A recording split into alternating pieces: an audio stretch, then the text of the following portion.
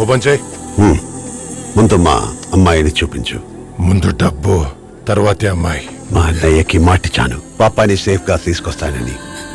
ఒక్కసారి అమ్మాయిని చూపించు. కుదరదు.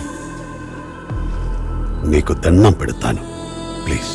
ఈ దుర్గారెడ్డికి దండం కాదు, డబ్బే కావాలి. కావాలంటే నీ కాళ్ళు పట్టుకుంటాను.